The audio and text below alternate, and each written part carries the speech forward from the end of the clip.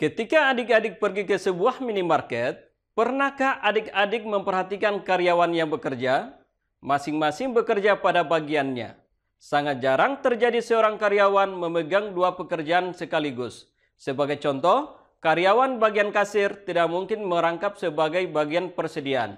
Semua sudah ada pembagian dan spesialisasi pekerjaan, sehingga pencatatan transaksi yang terjadi pada masing-masing bagian pun berbeda.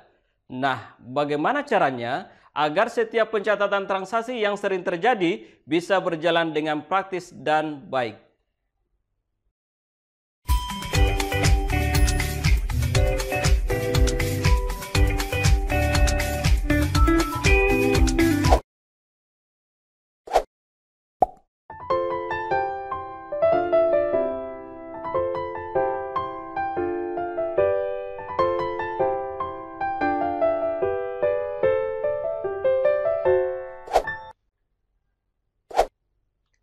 Pada kesempatan kali ini, kita akan membahas tentang jurnal umum, sebuah alat penting dalam mengelola catatan keuangan secara efektif. Mari kita mulai. Pada perusahaan kecil seperti minimarket, pencatatan transaksinya masih memungkinkan menggunakan satu macam buku harian, yaitu jurnal umum. Jurnal umum adalah alat untuk mencatat transaksi perusahaan yang dilakukan secara kronologis berdasarkan urutan waktu terjadinya dengan menunjukkan rekening yang harus didebet dan dikredit beserta jumlah rupiahnya masing-masing. Jurnal umum terdiri dari beberapa komponen penting yang perlu kita ketahui. Pertama, tanggal transaksi. Kedua, nama rekening dan deskripsi transaksi. Ketiga, nomor rekening. Dan terakhir, kolom debit dan kredit. Poin penting yang kita perhatikan adalah pencatatan transaksi yang meliputi modal, pembelian, beban atau biaya, price, penarikan kas untuk keperluan pribadi, penjualan, dan pendapatan lain-lain. Berdasarkan pencatatan transaksi ini dapat dikategorikan sebagai pengeluaran dan penerimaan.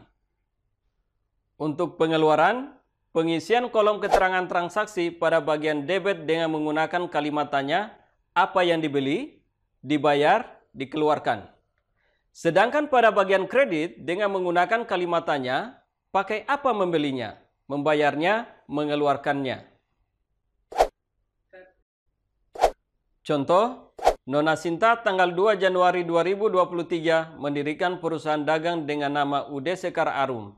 Untuk memulai usahanya dengan menyetor uang tunai 10 juta rupiah, kendaraan 15 juta rupiah, dan persediaan barang dengan senilai 20 juta rupiah.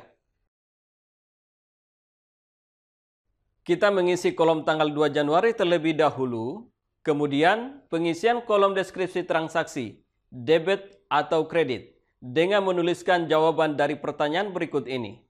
Apa yang dikeluarkan? Pertama, uang tunai dalam hal ini sebagai kas, didebet sebesar 10 juta rupiah. Kedua, kendaraan didebet sebesar 15 juta rupiah. Ketiga, barang dagangan didebet sebesar 20 juta rupiah. Lalu, pakai apa mengeluarkannya? Modal, dikredit sebesar 10 juta rupiah, tambah 15 juta rupiah, tambah 20 juta rupiah, sama dengan 45 juta rupiah. Pada tanggal 5 Januari 2023, dibeli barang dagangan dari Tuan Dodi dengan harga 3 juta rupiah dengan syarat 2/10 N/30. Kita mengisi kolom tanggal 5 Januari terlebih dahulu, kemudian pengisian kolom deskripsi transaksi, debit atau kredit dengan menuliskan jawaban dari pertanyaan berikut ini. Apa yang dibeli? Barang dagangan, didebet sebesar 3 juta rupiah. Lalu, pakai apa membelinya? Uang dengan syarat 2/10 N/30, artinya barang dagangan dicicil atau sebagai utang, dikredit sebesar 3 juta rupiah.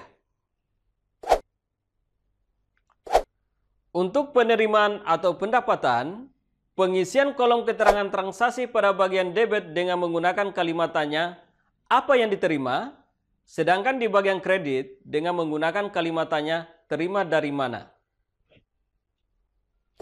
Tanggal 11 Januari 2023 dijual 2 barang dagangan kepada Koperasi Mekar dengan harga Rp1.500.000. Kita mengisi kolom tanggal 11 Januari terlebih dahulu, kemudian pengisian kolom deskripsi transaksi debit atau kredit dengan menuliskan jawaban dari pertanyaan berikut ini. Apa yang diterima? Uang atau kas di debit sebesar Rp1.500.000.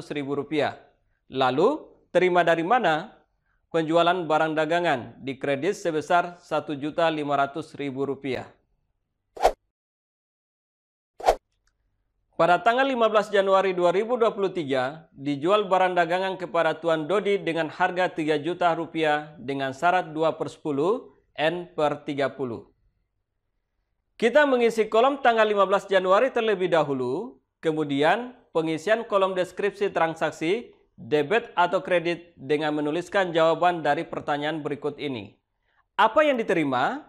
Harga barang dagangan dengan syarat 2/10 N/30 atau pembayarannya dicicil, ini disebut sebagai piutang.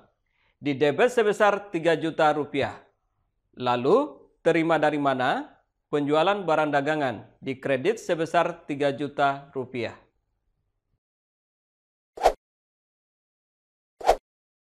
Terima kasih telah menonton video pembelajaran kami tentang jurnal umum.